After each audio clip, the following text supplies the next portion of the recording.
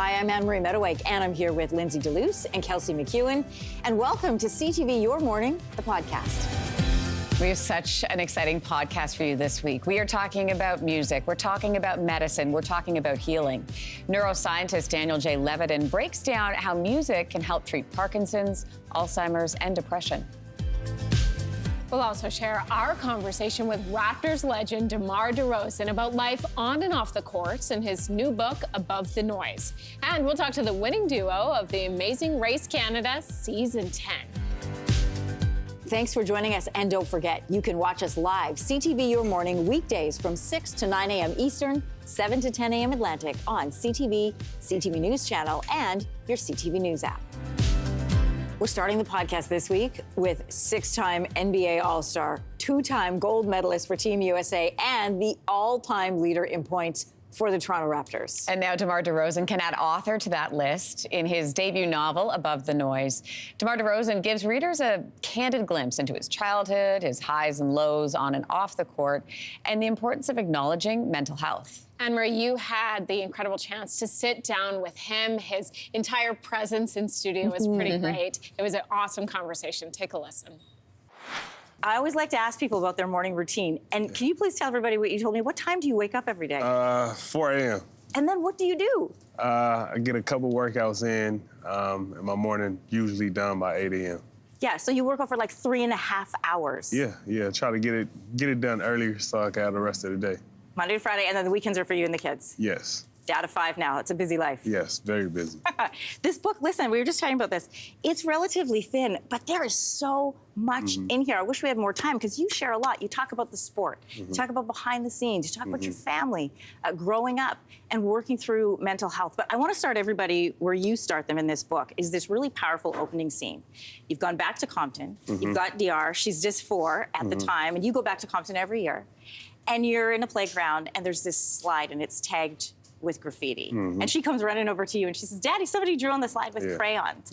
And you marvel at her innocence because at 4, you already knew what was actually on that slide. Yeah, I just showed you how the world comes full circle, you know, and it was a moment for me to share what it was like for me growing up in the inner city, and, you know, how often we seen graffiti, tag all over the wall, playground, and we thought it was normal. And for my daughter to think it was, you know, more of an art was kind of just a reflection of the two worlds that, you know, I kind of come from, you know, and trying to steer my kids and everybody in the right direction. What did that feel like that to her, she didn't know what that meant?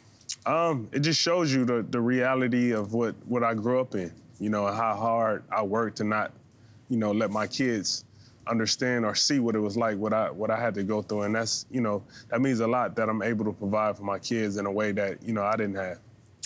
February 17th, 2018, you tweet about depression. Then you turned off your phone, which, by the way, scared a lot of people. Yeah. But in the book, you say this was after you watched a Jim Carrey interview where he was talking about depression. You knew something was wrong. You could feel that you were off, and you went looking for answers. And the word depressed, he says, was another way of saying depressed. Yeah. What resonated with you about that? Just that whole interview, the way he broke it down from an emotional standpoint, what he felt, what he was going through. And I resonated with it from top to bottom, the whole interview. And it kind of hit me hard. And it made the most sense that I heard anybody kind of really express depression in that moment. And this was somebody I grew up, you know, watching, always feeling like, you know, I could turn on Jim Carrey and find a laugh or find some entertainment. So somebody be dealing with something so heavy and you not know it, I kind of felt them in that moment.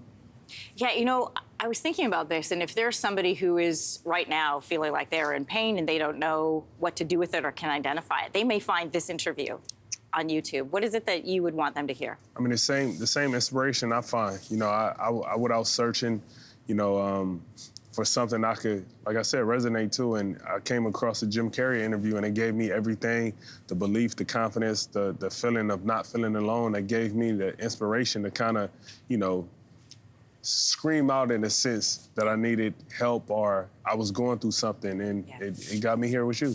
Yeah, and how are you doing today? Doing good. It's very exciting. It's been fun going through this whole book journey. Yeah. It's a first for me, you know. Still nervous, still a lot of kinks you still got to work out with expressing yourself so much in a book. but it's a beautiful thing, you know, kind of got to break yourself down and build yourself back up. You have so many Canadian fans. People, this city loves you. I know you know that, and the fans in this city loved you. And I love reading of moments were like for you. Back in 2009, you're chosen by Toronto, number 9. You didn't have a passport.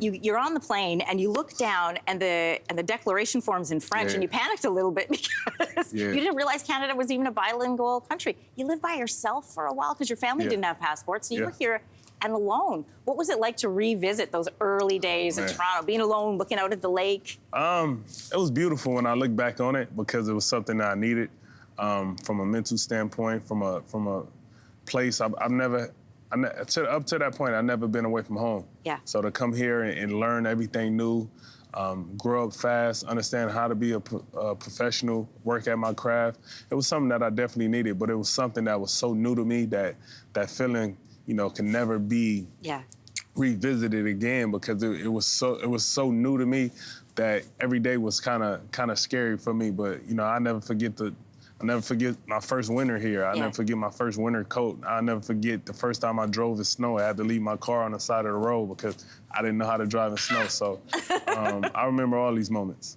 Yeah, that's what CAA is for. I'm sure you learned that. Listen, I cannot let you leave without asking you, you know, you're 35 now. You still save a lot of time on the court, but listen, every year retirement gets a little bit closer. Would you retire as a Raptor?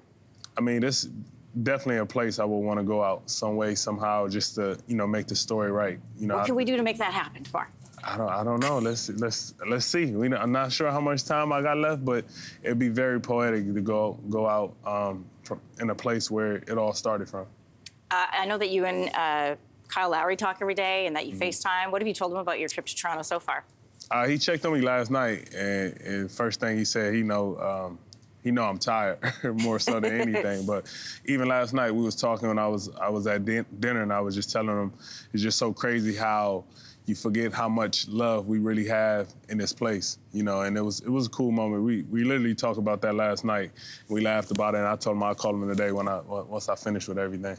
Well, you know what? We don't have time for this story, but there are some great stories about how when you first met, you did not like him. Yeah. And you were very clear about that in the book. And you'll have to buy the book to find out that story. It is called Above the Noise. A pleasure to have you here. Thanks for coming in. Thanks for having me. Appreciate it. Yep.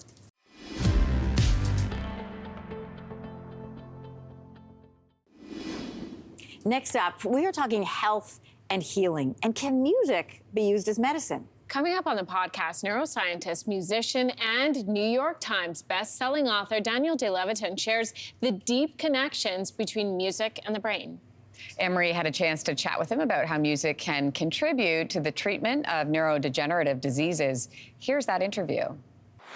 All right, the title, obviously a reference to a very famous line by Leonard Cohen in his song Hallelujah.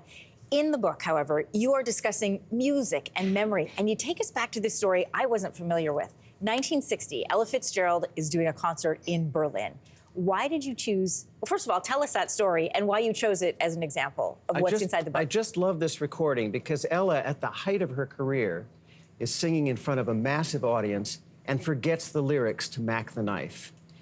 And as a neuroscientist, we're always interested in seeing how failures of the brain can teach us about how it really works. Oh, interesting. As she forgets the lyrics, she remembers the rhythm of the song and the melody and the chords and the accent structure and even the rhyme scheme. Yeah. And she starts riffing, making up her own words that maintain the rhyme scheme. So it tells us how much richness there is to hers and our representation of music. Because she knew how to fill those spaces, the pauses, the cadence, and everything. Just the words weren't there. And we all recognize what she's doing. Because we do it all the time. Yeah, exactly. What does research tell us about the benefits of music on diseases like MS or Parkinson's or Alzheimer's? Well, so music activates every area of the brain that we've so far mapped, and different aspects of music activate different parts of the brain. So when you're talking about neurodegenerative diseases, and I heard there was a secret chord, I describe how circuits that are undamaged in the brain, pathways that are not damaged by the disease, can act as backups. And you can use music to stimulate them to help recovery and treatment. What is it about music that isn't part of that overrides that damaged part of the brain and remains? It's fascinating. Well, so music has rhythm, and we have populations of neurons that fire in synchrony to the music, with the rhythm of the music. And so even if you can't walk with Parkinson's, or you're having trouble with motor movements because your internal clock has gone awry, music sets a new internal clock for you. You know, we've seen news stories on, anecdotally, the things that you talk about in the book, where we work with patients who are living with Alzheimer's or with Parkinson's, and about how they use music to recall things. And this explains that more fully. It's fascinating to know the science behind it. So Alzheimer's is a great case. In advanced stages of memory decline, people don't know where they are, how they got there, they don't recognize their loved ones. They may not even recognize themselves in a mirror. Very disorienting. You play them music from their youth, and they reconnect with themselves. They find their essence again through the music. Gives you chills. It's beautiful. As a musician, you have worked with Stevie Wonder, Sting, Joni Mitchell, Neil Young. The list is never ending. How has working... I got to sing Rockin' in the Free World with him on a big stage. Come on. I mean, this is great. How has working with them carried over into your understanding of music and the brain? I love the music and the science, the arts and the science together. The musicians that I've had the privilege to work with are real artists, and they're not in it for the money. They're in it for the emotional connection with listeners. And what I've learned is that makes a difference. I think the average audience member is attuned to authenticity. And when an artist is being authentic, whether you like the song or not, you know that they're doing their best. And I think all of us have this exquisite sense of whether somebody is being sincere. And that's what it's about. Well, it's the timing of your book is fantastic, because we are noticing there are increased cases of Parkinson's and dementia. And this is a body of knowledge that's been around since ancient times, the connection of music and of healing. Why did you want to do this book now? You know, the title, I heard there was a secret chord, comes from this section in the Bible. Yeah. I heard there was a secret chord that David played, and it pleased the Lord. David, the same David that slew the giant as a shepherd Goliath. boy in the fields playing music, yes. He played music for King Saul during his depression. Depression is an epidemic right now. And I wanted to write the book now because neuroscientists know all of these benefits. It hasn't trickled down to the average person. We know the profound emotional changes women may go through after having a baby. And while postpartum depression has become more common to talk about in recent years, it's not the whole picture. Yeah, mental health struggles during pregnancy are actually more common and affect 1 in 4 women. I was really surprised to hear that when we spoke with our guest. She had a lot to share about not only the changes women go through, but the lasting impact on both mom and baby. Dr. Dawn Kingston is the author of Your Brain on Pregnancy, and Kelsey, you had a chance to sit down with her, so let's take a listen to that. Doctor, your research brings much needed attention to mental health during pregnancy. What are some of the factors that make pregnancy such a vulnerable time for mental health? You know, Kelsey, we've often thought it's hormonal. That tends to be the thing that people go to. But in reality, we found that there are really 4 risk factors that make women vulnerable to mental health problems in pregnancy. Low social support, not having the nurturing support that you need, having high stress, partner conflict, having anxiety, high stress, depression in the past. And so while we tend to think, or we have thought, this is a random occurrence, these really are the 4 biggest risk factors. So you've included some real-life stories in your book inspired by women that you've worked with in your 25 years as a neonatal nurse and mental health clinician. In Jill's story, she talks about how it was taking every little bit of her physical and her mental energy to do anything beyond the bare minimum. And while she had heard of postpartum depression, she actually hadn't heard about depression during pregnancy. So I hear this story and I think, what signs should pregnant women or their loved ones be aware of to know when to ask for help? Good question, Kelsey. I think the first thing to start with is those risk factors. Are you even in the realm of having prenatal mental health challenges? But secondly, and the book has a number of screening tools in it, because what a source of dread and confusion for many women is whether what they're experiencing is actually concerning. And so the best thing to do is really direct women towards screening tools. They will ask questions like, are you having trouble sleeping? Are you having trouble with formulating thoughts? Are you feeling confused? Is there sadness? Are there tears that last throughout the day? Is there this sense of being overburdened and overwhelmed that you can't ride above that? But these things in and of themselves are often not enough to make women vulnerable to depression or anxiety. And that's where the tools come in. They take away the mystery of looking at individual symptoms. Well, and I will say, as a woman who suffered in 2 out of 3 of my pregnancies, both during pregnancy and afterwards, be honest. When those questions are asked, it's okay to say, I need help. It feels hard, incredibly hard, and I can attest to that. But saying that I need help is your first step to getting the help that you need. Doctor, in your book, you talk about how even mild symptoms during pregnancy can actually influence a baby's development. It's part of why it's so important to talk about this. So can you explain how these early effects might impact a child in the long term? I can. You know, this is what makes mental health challenges in pregnancy such a significant problem. It's not just a child and the mom, and that is a significant concern.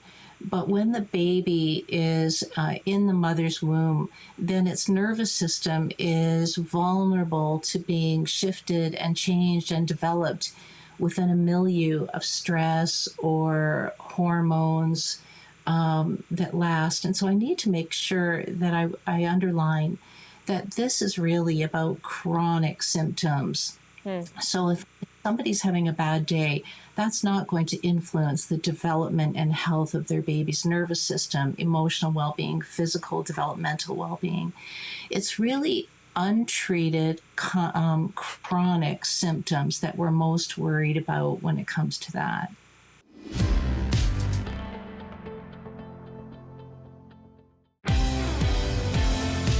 We're glad you're enjoying Your Morning, the podcast. Every week, we bring you some of the most interesting conversations from the show on a wide variety of topics. And of course, we'd love for you to join us live weekdays, 6 to 9 a.m. Eastern, 7 to 10 a.m. Atlantic on CTV, CTV News Channel, or on your CTV News app. Sticking with the health theme, we have a concerning stat to talk about. As more people are testing positive for STIs in Canada, a new report finds that a growing number of teens are not using condoms. Yeah, the World Health Organization found that in this country, 1 in 3 sexually active teens didn't use a condom the last time they had sex. Anne-Marie, you chatted with Shamin Mohammed Jr., the president and founder of Let's Stop AIDS. This is a charity that focuses on improving youth sexual health. Here's that interview now. This is a shocking statistic. The WHO report saying that a number of sexually active teenagers hasn't changed in over a decade. So why are teens using condoms less? Well, let's think about this from the perspective of a 15-year-old. Let's pretend that you're a 15-year-old that wants to go and have sex for the first time. First, there's the confidence to walk into a drugstore and even think about buying condoms. Then there's the question about with what money? Are you going to ask your parents for money? Are you going to borrow money? And then on top of all of this, it's about figuring out, why is this even important? This is a growing concern about talking about condoms here right now in our country, is really about making sure that young people feel that they can even have the discussion, have the knowledge to make those decisions. Those issues, though, have always been there, right? The lack of money for teenagers and the fear of walking into the pharmacy or to the drugstore, like that's always existed. Why is the usage rates going down? Well, a lot has changed. I think the issue with condom use has really been, I would say, a threefold. Really, it's been a lot of it comes down to the lack of condom use also deals with a lot of personal choices, pressures from others, and also the need and access to it is actually very limited. So when you combine these factors, especially with our current health and sexual education system that we currently have, it prevents and associates condom use strictly with pregnancies and STIs, which is actually a major concern. Yeah, and so I wanted to ask you about that because we have seen across the country changes to our sexual education curriculum. And do you find that that is affecting how teens are protecting themselves in sex. Oh, absolutely. So at Let's Stop AIDS, we believe there needs to be reform in sexual education. And reform means that right now, a lot of our education that we have needs to be more reliable, needs to be more complete and up to date with information. A lot of our information revolves around pregnancies and STIs. Yeah. But there's also these other issues that come up that we need to discuss more about, like being culturally sensitive, gender identity, women's rights issues, consent. These are really relevant topics. At Let's Stop AIDS, we actually host workshops across our country in Ontario and Saskatchewan. This year alone, we did 95 workshops. That's 1,800 young people. Yeah. And at the start of the survey, we asked them a question about their HIV knowledge and prevention. Only 31% knew they knew about HIV. At the end of that workshop, it went to 72%. Now, that's shocking. With one simple workshop, we're able to increase knowledge and awareness. Imagine if there was many other groups and organizations and a coordinated effort of doing this, and how informed our young society would be. Yeah, well, hopefully we could change some of those numbers. What are the STIs that are of main concern right now? So, of course, Canada has a growing rate of gonorrhea, chlamydia, other things, but HIV has also been on the rise in Canada. And this has been concerned, Locke, about understanding that there's options out there. For many people watching, may not know that there are other options other than just condoms as well to prevent HIV. Like, for example, we have tools called PrEP, that if you take a pill every day, it could prevent your chance of getting HIV. Or if you're in a riskier sexual situation, you can take something called PEP that actually can prevent you from becoming HIV positive. These tools exist, and without a coordinated approach of both our governments, teachers, parents, and youth themselves, we won't be able to make sure this is a collective effort of everyone. We're talking just about Canada here, but then what can Canada learn from what maybe other countries are doing? We know that the increase is happening worldwide, but there are countries that are taking different approaches. Absolutely. It's not that anyone is failing. It's not that Canada is failing. It's that we need to work better together and to make this accessible. We need to make sure that access to condoms, access to sexual information is available and easy to access. We live in a digital era where there's so much online of misinformation and fake news. It's our responsibility to make sure that we can learn from others and actually provide young people trustworthy, noteworthy information. When Rod Delaney, who, by the way, is the mayor of the town of Cupid's, Newfoundland and Labrador, when he was diagnosed with blood cancer, the one treatment that could save him was nearly 3,000 kilometers away in Ottawa. He was fortunate enough to be able to get that treatment, but now Delaney wants to make sure that cancer treatments like his are accessible to all Canadians. Lindsay, you had the chance to speak with him and his wife, Joanne Wells. Let's take a listen. So, Rod, take us back a little bit. You get diagnosed with blood cancer, then you find out there's a treatment. But that treatment is thousands of kilometers away. How did you feel when you heard that? Oh, God. We got to go halfway across the country to make this happen for us. It was a little deflating, no doubt about it. But that being said, you know what? We just took it on. We wanted to get ahead with this, move it forward. Very daunting. I mean, for us, we were also faced with the prospect of having to move our lives in the back of a small size SUV, 2-3 months of life, your home, all your possessions, all that in the back of an SUV along with your 2 dogs that with no way we were leaving behind. It was a big deal, no doubt. I can't imagine what that was like for both of you. For those unfamiliar with the treatment, what is the treatment exactly? So CAR-T is where they, and Joanne, you help me out here if need be, they harvest your lymphocytes, take them, send them off to California. In your case, it was, yeah. Yeah. They're genetically altered, given back to you with a modification that attacks the harmful cancer cells. And yeah, it's a process that takes, think about dialysis, if you will. So about 6 hours where you do the harvesting. Then we go back home, we come back a couple of weeks later, and then we do the immunotherapy. And that process itself took, what, about minutes? And then, yeah, then it's the monitoring. We have to watch to see how we're doing. Joanne, I want to ask how you're doing. I mean, you've been his rock throughout all of this, his support system. What's this been like for you? Well, I mean, it's great now because we finally heard the words remission for the first time in over a decade. Congratulations. That's awesome. Yeah. I mean, the road leading up to it, I mean, as you can imagine, it's been a long journey for Rod and, you know, well, for us with this. we're just happy now that we're in the remission stage. But it was really challenging having to leave the province and leaving our home, our support system, our jobs, to have to be able to go and get this treatment. But no regrets. I need to make that clear. This was a life-saving treatment for Rod. I just don't know if everybody else would have been able to do it, would have been able to be in the position that we were actually in, to be able to go to Ottawa and leave our home, leave our jobs, and still be able to make that work. So if this was available in Newfoundland, I know it would save a lot more lives. What needs to happen for that to happen? There's a lot of moving parts. A lot of moving parts that go on behind the scenes. Keeping in consideration of all these moving parts that I'm talking about. For us, receiving the immunotherapy, their harvesting, etc., really on perception didn't look like a lot involved. I don't understand why this can't happen locally. I mean, there's so many other people like us that got to be in that same position with the frustrations, the challenges, and those that can't do it.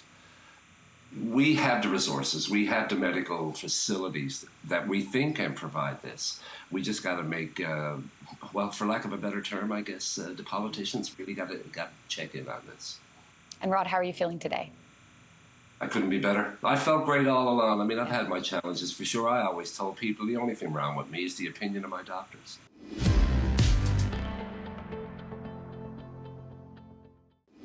Next up, the season finale of The Amazing Race Canada, and it took place in Edmonton. Yeah, Taylor McPherson, Katie McKay crossed the finish line first to win it all in season 10.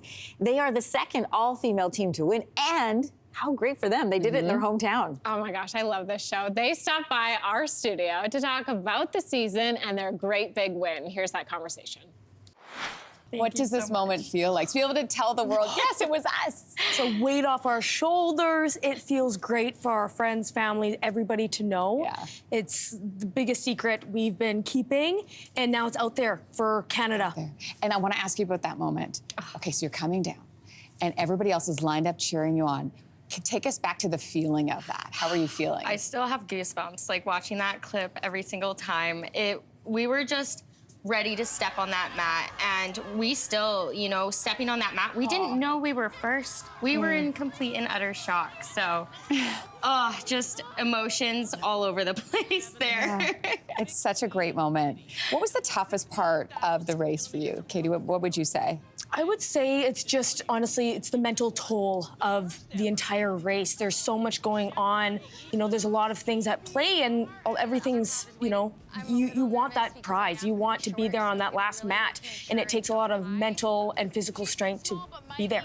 Because we knew you had the physical strength. Yeah, obviously, we knew that. It was sort of the other stuff that was the wild card for you. Yeah. So how did you know that your partnership was going to work? Because often we play this game and ask the question on this show, okay, if you were to be on The Amazing Race Canada, who would you pick and why? How did you know that this was going to work? I think the thing for us is, we balance each other out. I'm hot, she's cold, she brings me down when I need to come down. I bring her up if she needs to be brought up. And we know how our relationship has been over the last few years. And so we knew we would work perfectly together, and we knew we could spend long amounts of time together. And not get we might get frustrated with one another, but a lot of times, even on the show, we have to remind ourselves, what? We're not mad or frustrated with each other. We're frustrated with the situation. We're frustrated with the task at hand, So I just felt like our communication was on point throughout the race, and we really leaned on each other for support throughout the whole show, and it came to and you won. Prove. You won. We won. We did it. So you really did do it. We really did. What was the reaction from some of the other teams? Oh my God. A lot of, all of them were so proud of us. I think happy to see that we came across the finish line. And, overall, it was such a crazy experience. Absolutely. So many memories that you're going to take throughout your entire life. Sure. I know. Isn't it wild? Taylor, you said that before you won that you were going to use the prize money to start a nonprofit to bring sports to Indigenous communities. So what's the plan? I mean, obviously, that is the goal and the plan. So we'll see where it goes. I really want to make sure that our communities are engaged in sport and recreation, and that we see more of our youth out there competing at higher level sports. And so hopefully that's kind of what I can kickstart this next year or so. The next chapter. What about you, Katie? Honestly, I haven't even had time. Like, Yeah. I feel like with all of this coming out today, it's just been so overwhelming. But definitely it's a kickstart to this next chapter in life. And I'm just excited to see where it goes. Yeah, we are too excited to see where it goes for both of you. Yeah. If somebody's watching right now and they go, you know what? Could I do this? Like, could I do it? What would you say to them? The Amazing Race Canada is anybody's game. It is. It is anybody's game. You can do it. Just put your authentic selves out there. Find the right partner. Yes. And That's you key. can do it. You can do it. Yeah. When do you eat on the show? Because I'm always like, when do they eat? Because you guys are go, go, go all the time. Whenever you have the chance. If there's ever a moment where, you know, there's a, honestly, a break is, there's not really breaks, but, you know, if you have a moment, shove a granola bar in your mouth, whatever you can do, you know, to get fuel. But a lot of times it's adrenaline that's keeping you going. Yeah. And how much sleep would you get a night, would you say, on average? I guess. Clearly enough, because you were energized and won the entire show. Season 10, what a season to win as well in your hometown. Congratulations to both of you. Thank you so much. Swifties in Saskatchewan are crossing their fingers. When Taylor Swift flies from Toronto to Vancouver to wrap up the Eras Tour this fall, her fans in the middle, in the prairies, they're hoping she's going to add a stop to her itinerary. Okay, and they're not just hoping, they're putting action to words. Thousands are rallying together to encourage Tay-Tay to perform in Saskatchewan for the first time since 2012. Saskatch. As she calls it. That's right, Saskatch. And while they wait for an answer, the campaign is already having a positive impact on the province. Anne-Marie, you spoke with Wheels, the host of Z99 Morning Show, who explained what's happening. I understand that the idea was born after a social media post from Taylor Swift resurfaced 15 years later. Remind everybody what she had to say. So when she was here in the Regina area for Country Thunder, it would have been 2009, she tweeted Lady A that she loves to go antique shopping in Saskatchewan, she loves Saskatoon, and she likes to shorten our province's name to Saskatch. And we got thinking, oh, wait a minute, if she loves us, we love her too, maybe we should be together. I like where you're going. I can see you've got merch now, Back to Saskatch. And there's been a corn maze, I understand. Fans are wearing their Back to Saskatch merch at her tour in Amsterdam. There's the corn maze. You even set a world record for the longest friendship bracelet. How did that come about? It was pretty wild, actually. We've actually asked the province to get involved and give us their ideas. And a listener, Holly, called in and said, hey, what about if we built the longest friendship bracelet in the world? And we thought, well, we're an entire province working together for one goal, so why not try and set this world record? And so we just started, and it just ballooned into this thing where the previous world record was 852.19 meters, and we smashed it. We have 1,218 meters, which is actually, in a Taylor Swift kind of twist, Holly, whose idea it was, her birthday, December 18th, 12/18, it's kind of meant to be. That is very Swifty of you. Listen, Taylor has had quite the love story with Saskatchewan because not only has she been there 4 times, and she sent out that tweet, she even name-dropped the province when she sat down with Oprah. Here's a reminder of this for viewers. On the road, I go antique shopping all the time. Like, I love antique stores. Yeah, I do too, yes. The people you meet in there are so cool. Yeah. They have great stories, and I bought a lot of furniture in, like, Saskatchewan, Canada. Yeah. Very nice. You're going to have a really interesting play. All right, so Wheels, how do moments like these fuel fans to keep pushing for her to come and do a show in the province? This movement could only happen in Saskatchewan because we're a small town in an entire province. So you're only 1 degree removed from anyone you need to talk to. So if you need to talk to politicians, mayors, the person that owns that business, you know someone who knows them. So the idea of rallying around this movement to get Taylor Swift back here works. And when we find out that she likes us as much as we like her, we just figure, you know what, we have to go for it, because worst case scenario at this point, we've raised over $100,000 for the food bank, and that is in and of itself a pretty cool feat. Yeah, what does that tell you about the Swiftie community there in Saskatchewan? For someone like me who's new to this whole thing, it is overwhelming to be in a place where I just see dads with their daughters, grandparents with their grandkids, just having fun, spreading joy, and doing good things for the community. And to know that this community is pouring itself into this movement on behalf of Taylor Swift is, honestly, Anne-Marie, it's really overwhelming and so special to see. Well, unlike former President Trump, you in Saskatchewan love Taylor Swift. Good luck with the Back to Saskatch campaign. Thanks so much. thanks so much for being with us today. For more great conversations, download or hit subscribe to Your Morning the Podcast on the iHeartRadio app or wherever you get your podcasts. And don't forget, we'd love for you to watch us live weekday mornings on CTV CTV News Channel or on the CTV News app. Start your morning with us.